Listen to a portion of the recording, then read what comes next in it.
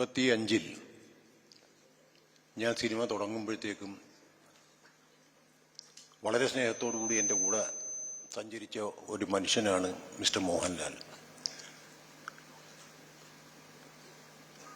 വളരെയധികം നാളുകൾ സഞ്ചരിച്ച് കുറേ നല്ല സിനിമകളുണ്ടായി.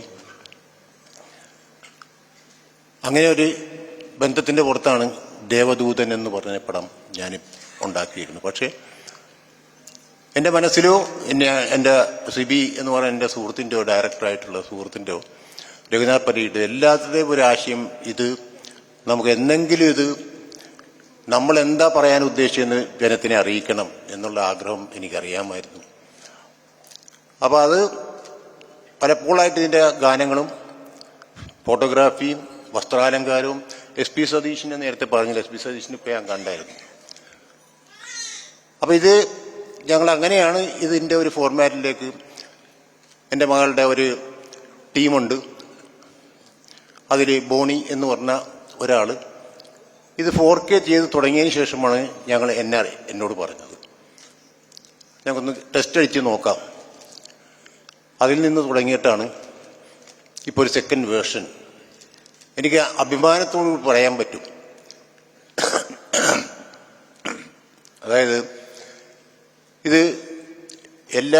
ഇത് കഴിഞ്ഞു എല്ലാ 4K റെസൊല്യൂഷനിലൊക്കെ ചെയ്തതിന് ശേഷം ഈ എഡിറ്റഡ് വേർഷൻ ഞങ്ങൾ കണ്ടപ്പോൾ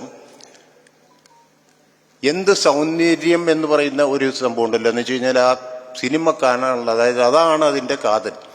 ദേവദൂതൻ എന്ന് പറഞ്ഞ പടത്തിൻ്റെ കാതൽ ഇപ്പോഴുണ്ട്, അന്നുണ്ടായിരുന്നില്ല എന്നല്ല.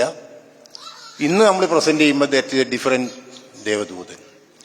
അതിൽ 24 വർഷത്തിന് മുമ്പ് ഒക്കെ ആണെങ്കിലും എൻ്റെ സുഹൃത്തായ മോഹൻലാൽ ഇപ്പോൾ ഉള്ളതിലും സൗന്ദര്യത്തിലാണ് അതിലിരിക്കുന്നത്.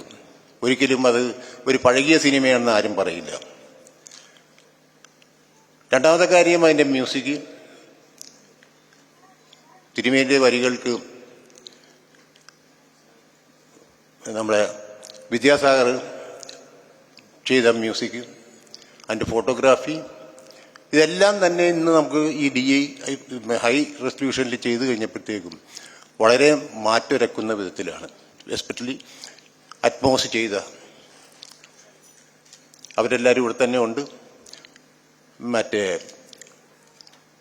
എല്ലാവർക്കും ഇതൊരു പുതിയ അനുഭവമായിട്ടാണ്. നമ്മൾ എവിടെയൊക്കെ അപ്രോച്ച് ചെയ്തിട്ടുണ്ടോ, സപ്ത റെക്കോർഡിംഗ് സ്റ്റുഡിയോ, അവിടെയാണ് ഫൈനൽ മിക്സും കാര്യങ്ങളൊക്കെ ഞാൻ ചെയ്തത്, അറ്റ്മോസും കാര്യങ്ങളും.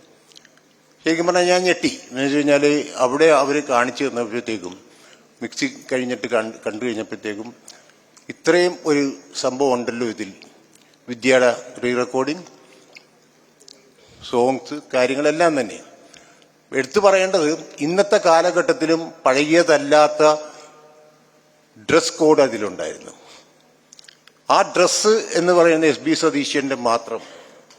സതീഷ്, താങ്ക്സ് സതീഷ്.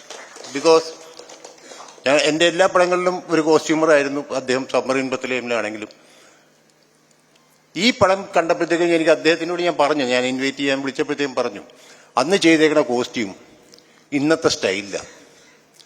ഒരിക്കലും അത് അന്നത്തെ ഒരു സ്റ്റൈല് എന്ന് പറയുന്ന ലെവലല്ലായിരുന്നു.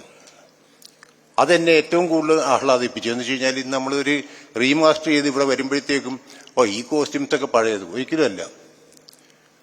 എസ്പെഷ്യലി ലാൽ സാറിൻ്റെയും ലാലിൻ്റെയും മറ്റുള്ള എല്ലാ ആർട്ടിസ്റ്റിൻ്റെയും അങ്ങനെ എല്ലാ വിധത്തിലും ഒരു പുതുമ. ശരിക്കും പറഞ്ഞാൽ ഇന്ന് ആരോ പറയുന്നത് കേട്ടു, അതായത് ഒരു പുതിയ സിനിമ റിലീസ് ചെയ്യുന്ന ലെവലിലാണ് ഞങ്ങൾ ഈ സിനിമ ഇന്ന് ബ്രിങ് ഔട്ട് ചെയ്യുന്നത്. എന്തുകൊണ്ടും സന്തോഷം. തീർച്ചയായിട്ടും ഇനി എപ്പോൾ എനിക്കറിയില്ല ലാലുമായിട്ട് സഹകരിച്ചൊരു സിനിമ ഉണ്ടാകും എന്നുള്ളത് എനിക്കറിയില്ല. അപ്പം അത് കാരണം ഇതിവിടെ എത്തിയതിന് നന്ദി, ഇങ്ങനെ പ്രസന്റ് ചെയ്യാൻ പറ്റിയതിൽ നന്ദി. എല്ലാവരുടെയും പ്രാർത്ഥനയും ഞങ്ങൾക്ക് ഉണ്ടാവണം. ഇതൊരു വലിയ വിജയം എന്ന് പറഞ്ഞൊരു 5 കോടി ക്ലബ്ബോ 10 കോടി ക്ലബ്ബൊന്നും എനിക്ക് ആഗ്രഹമില്ല. ഞങ്ങൾ ഉദ്ദേശിച്ച സിനിമ ഇതാണ് എന്ന് ഇന്ന് ജനങ്ങളെ ബോധിപ്പിക്കുക. ബാക്കി ദൈവത്തിൻ്റെ കയ്യിലാണെന്ന് വിശ്വസിക്കുന്ന ഒരാളാണ് ഞാൻ. അപ്പം എല്ലാവരുടെ പ്രാർത്ഥനകളും വേണം. എല്ലാ സന്തോഷത്തോടെ ഞാൻ നിർത്തുന്നു. Thank you very much.